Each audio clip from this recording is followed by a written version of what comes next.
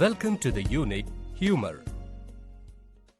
This unit helps to understand what humour is.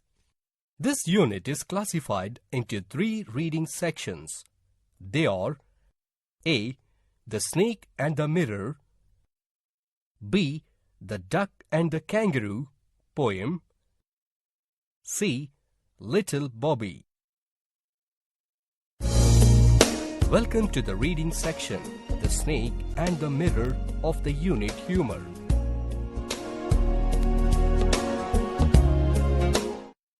Overview. Let us have a look at the overview. The overview slide consists of 3 sections, namely Introduction, Instruction and Evaluation. The Introduction section is meant to motivate the student to learn the lesson. The Instruction section divides the contents of the lesson into 4 subsections. They are Content, Communication, Constructive Components, and Enrichment Activities. The lesson is covered under Content. All the activities pertaining to the 4 skills of language and their assessment are covered under the sections Communication and the Constructive Components. The enrichment activities are meant to widen the scope of the student's thinking and learning, thereby making him or her a global citizen. The extent of understanding of the module can be assessed by the student under the Evaluation section. Learning Objectives. By the end of this section, you will be able to Explain the concept of humour. Use linkers. Identify and use phrasal verbs in daily conversation. Prepare a poster for school annual day. Let us start the section with a few questions. Observe the given image and answer the following questions. Have you ever heard of the story, The Lion Who Saw Himself in the Water? Which incident in the story felt humorous to you? What would you do if you were the lion? Have you ever seen your image in the water? How do you feel when you see your image in the water? Where did the lion find its image? What is the expression you observe in the lion's face? Click the correct answers.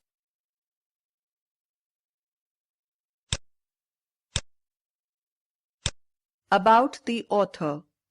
The present story, The Snake and the Mirror, is written by Mr. Wycombe Muhammad Bashir. Let us know more about him.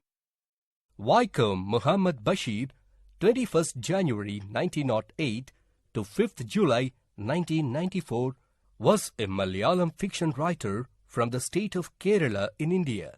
He was a humanist, freedom fighter, novelist, and a short story writer. He is noted for his down-to-earth style of writing that made him equally popular among literary critics as well as the common man. He is regarded as one of the most successful and outstanding writers from India. Translations of his works into other languages have won him worldwide acclaim. The story, The Snake and the Mirror, is an English translation of his story. His notable works include Balya Kala Sakshi, Sabdangal, Matilukal, and Anarga Nimisham.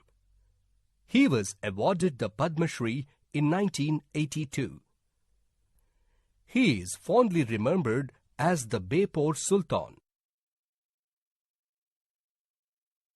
Let us now enter into the tale, The Snake and the Mirror. This story is the description of a doctor's experience when he encountered a snake. The doctor, who is a homeopath, asked his fellows, "Have you ever have a full-blooded cobra coiled itself around any part of your body. The doctor had such a dreadful, terrible experience once and started narrating his experience. Those were the days when I was practicing my medicine. It was a hot summer night about 10 o'clock. I returned to my room after having my meal in a restaurant. Suddenly, I heard some noise outside and opened the door to see what it was. There was nothing outside. As I had just started my medical practice and my earnings were meager, I stayed in a small rented room which was not even electrified.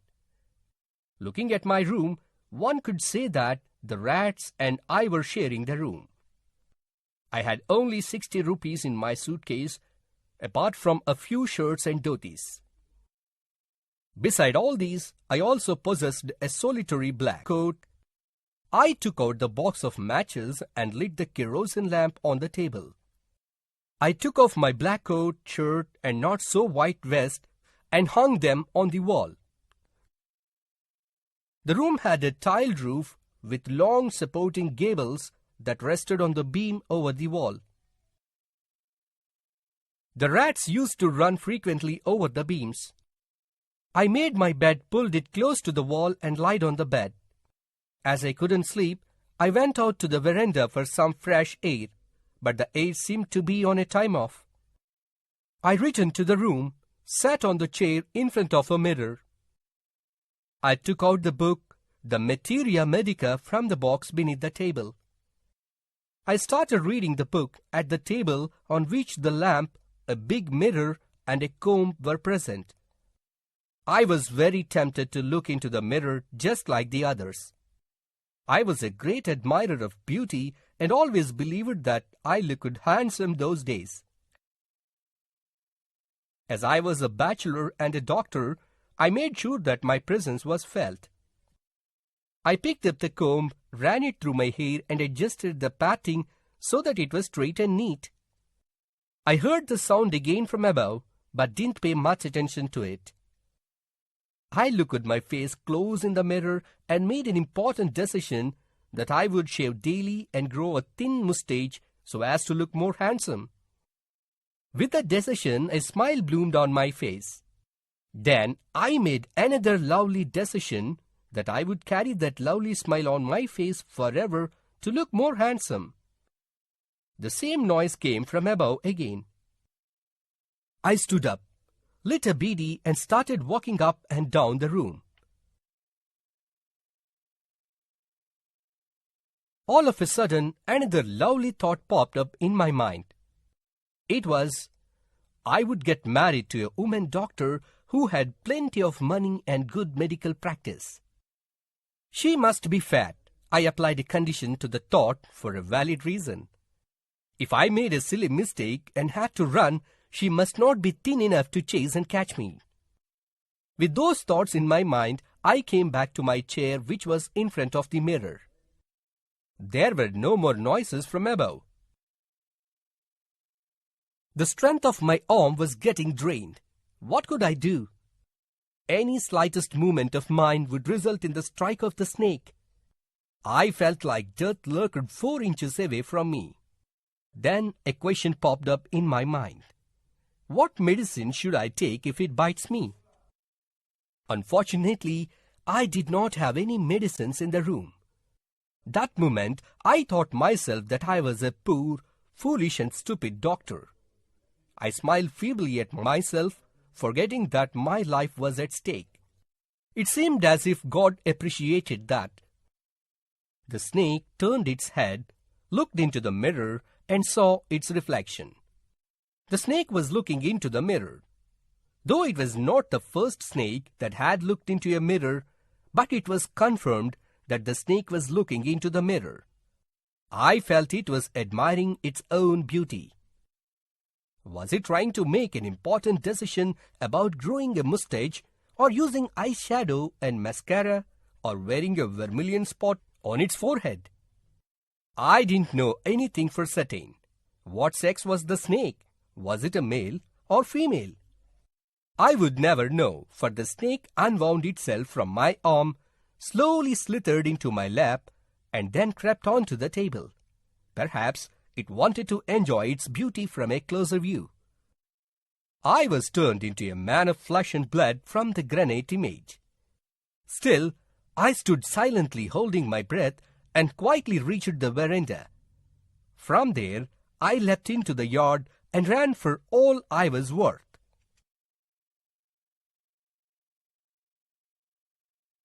Everybody, listening to his story, heaved a sigh of relief. Then one of the persons asked, "Doctor, is your wife fat?" The doctor replied, "No. The God had planned it otherwise. My wife is a thin, ruddy person blessed with the gift of a sprinter." Another person asked, "Doctor, did the snake follow you?" The doctor replied, "I ran and ran till I reached my friend's house. I immediately smeared oil all over my body and took a bath. I changed into fresh clothes. The next morning, around 8:30, I went to my room along with my friend, along with a few others, to pack my luggage and get shifted. Before we arrived there, some thief had removed almost all my belongings, but the thief had left one last thing as an insult." Another person asked anxiously, "What was that?" The doctor said, "My dirty vest. That fellow had such a sense of cleanliness, he could have washed it with soap and water and used it." There came out another question. "Doctor, did you see the snake the next day?" The doctor replied, "I hadn't seen it from then. It was a snake taken with its own beauty." Identify if the given statements convey that the doctor was afraid of the snake by clicking yes or no. Click Submit to view the answers.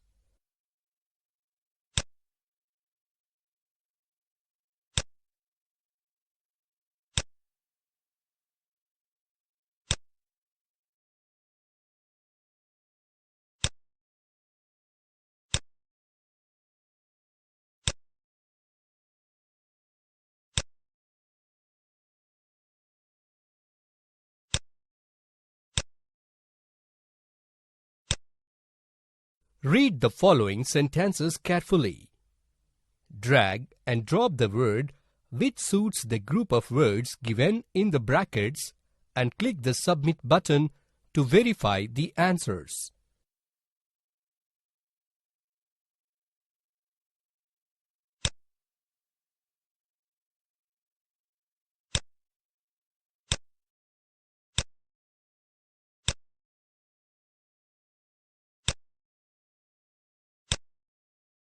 Read the following sentences carefully and click the correct meaning of the highlighted words.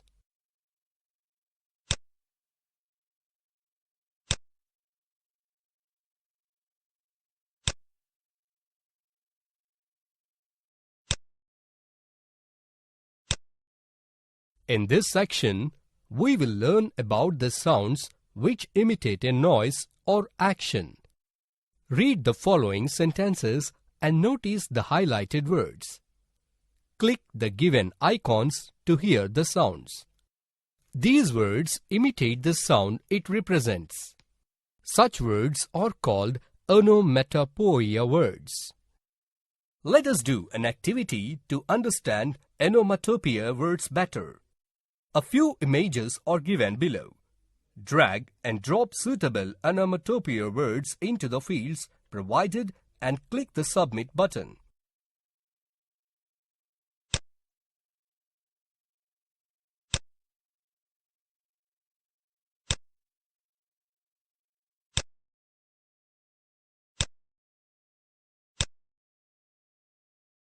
In this section, we will learn about linkers, choosing a linker and their use in descriptive paragraphs.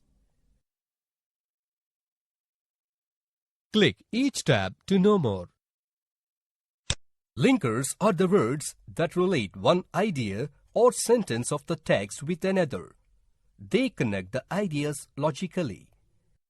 A few linkers along with their type and purpose are listed below.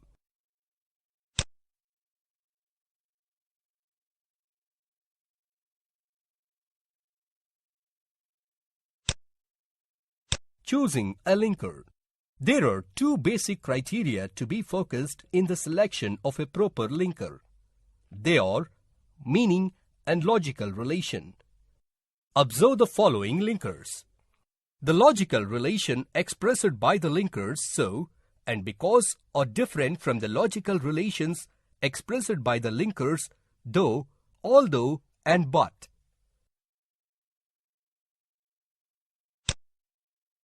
The usage of linkers help in making the description clear without giving scope for any confusion. Example: I have prepared well. I got good marks in the exams. This example contains two different ideas but are not connected logically. When we modify it as I have prepared well, I got good marks in the exams, both the ideas are getting connected logically. Here, as is playing a role of a linker. Let us do an activity to understand the linkers better. Read the following paragraph carefully and choose proper linker which suits the sentence.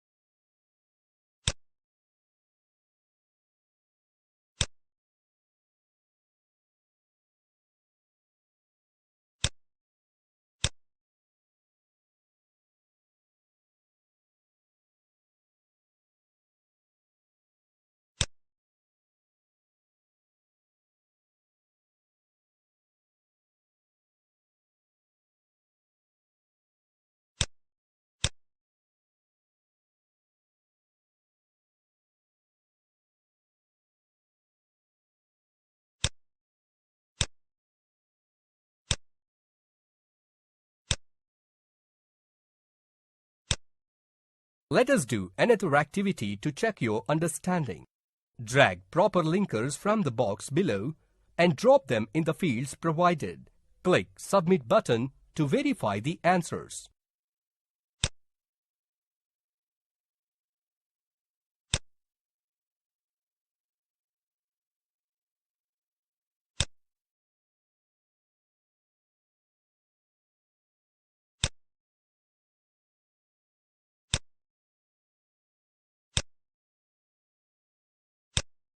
In this section, we will learn how to combine two sentences using past perfect and simple past. Observe the two sentences. Raju completed his work. Raju went to bed. Here, the sentences are talking about two different actions that are completed. To join these two sentences into one sentence, first observe the sequence. That is, which action is done first and which is done later. Then join them using proper linkers such as after, before, etc. In such cases, first action is written in past perfect, had plus verb 3, and the next action is written in simple past. From the example, Raju first completed his work and then he went to bed. So we can write complete sentence as: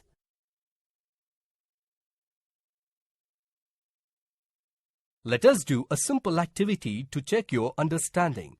Read the following sentences. Choose proper combined form of the sentences.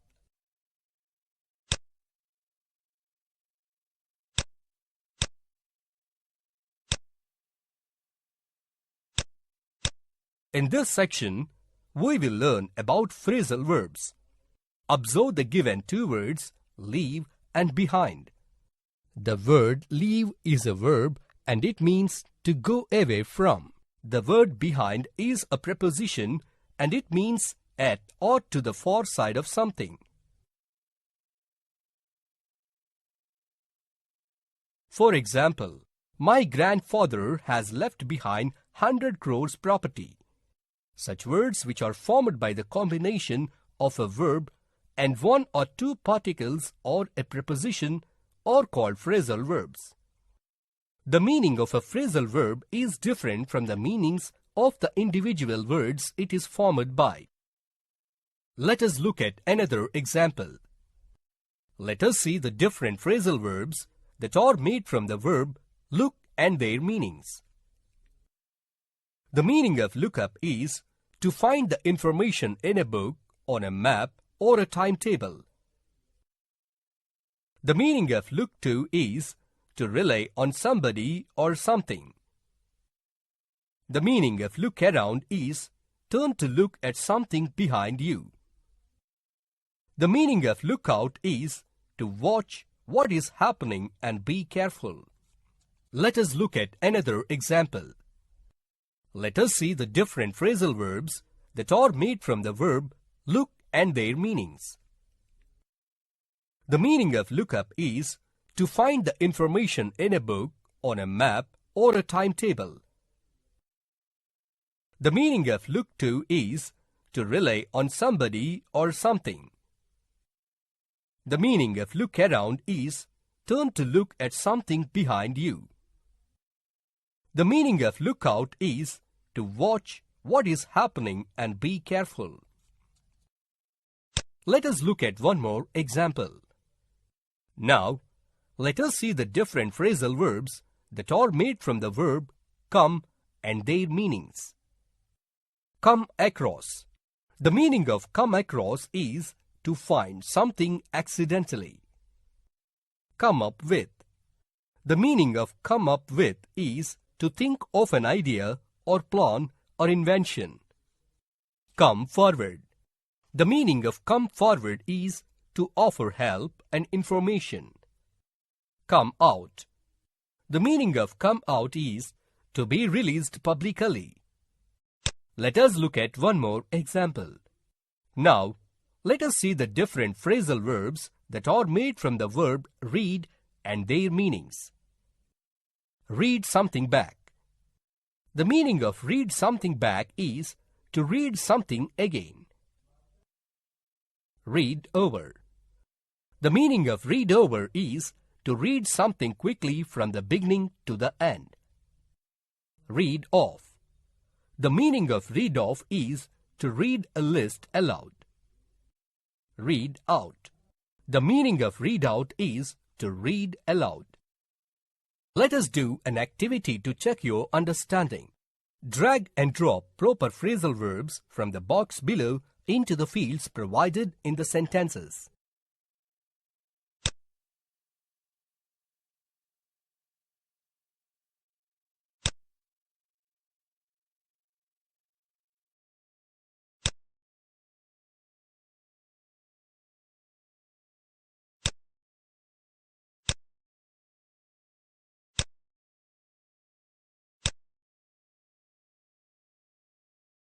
You must have seen different posters in magazines, newspapers, and roadside posters. Posters are used to pass a particular message to a target group effectively. For example, movie poster, informative health poster, contest poster. For example, The movie posters give the following details: movie title, date of release, star cast. The health posters give the following details: theme, information. The contest posters give the following details: contest name, theme, prizes, sponsors. Here is a poster by the Bombay Circus. Observe the poster and answer the following questions. Take up the following activity. You are conducting musical night on December 31st of 2014 and you want to publicize it. See the reference poster and prepare a poster for your program, which includes the following information: date of commencement, entry cost per head, programs list, arrangements for the audience, special guests. Read the following story and give a suitable title to it. Listen to the following story, The Frogs and the Well, attentively and answer the questions followed. A group of frogs was traveling through the woods, and two of them fell into a deep pit. All the other frogs gathered around the pit. When they saw how deep the pit was, they told the two frogs that they were as good as dead. The two frogs ignored the comments and tried to jump out of the pit with all of their might. The other frogs kept telling them to stop, that they were as good as dead. Finally, one of the frogs took heed to what the other frogs were saying and gave up. He fell down and died. The other frog continued to jump as hard as he could. Once again, the crowd of frogs yelled at him to stop the pain and just die. He jumped even harder and finally made it out. When he got out, the other frog said, "Did you not hear us?" The frog explained to them that he was deaf. He thought they were encouraging him to the entire time.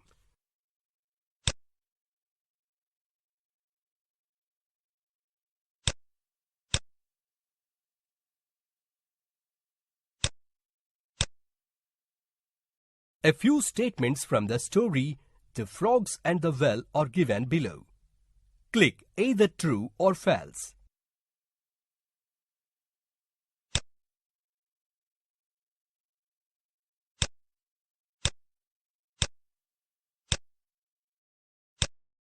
Let us now listen to a few famous quotes. Life is a progress and not a station, by Ralph Waldo Emerson. When it is obvious that the goals cannot be reached, don't adjust the goals. Adjust the action steps, by Confucius. Follow-up work. Take up the following activities. Prepare a poster for your school annual day with the details like day, programs, chief guests, etc. Take an English newspaper, read the news and underline the words which you feel difficult to understand and look up their meaning in the dictionary. Read all the lessons in the textbook. Identify the phrasal verbs and note them down. Find their meaning in a dictionary and use them in your daily conversations with your friends. Enrichment activities. Watch the beautiful Promise song from the following link. Try to learn more about Mr. Bean. Situational conversation. The section Situational Conversation is meant to improve the communication skills of the students. In this section, we will observe how to speak about directions in English. Sometimes we may come across the situations where we need to talk about directions. In this session, a boy is trying to direct a man to his friend's house. In the map, the box in green is the destination. "Excuse me, young man." "Yes, uncle." "I need a small help." "Sure. How can I help you?" You seem to be aware of this locality. I'm looking for my friend's address. Oh, sure. May I know your friend's name and other details so that I can help you? He is Mr. Venu, a retired school teacher. Mr. Venu? Are you talking about the one who has two children, Tarun and Varun? Exactly, my boy. Can you guide me how to reach his house? Why not, uncle? Go straight first. You will find a theatre on right side. Take the adjacent lane. After a distance, you will find Friends Park and a lane opposite to that. Walk through the lane. You can see a KFC store on the right side of the way. There is a lane beside the store. In the same lane, fourth house on the left side is Mr. Venu's house. You can also see two big coconut trees outside the compound. Thank you, my boy. Very nice of you. It's my pleasure, uncle. You have successfully completed the section, The Snake and the Mirror.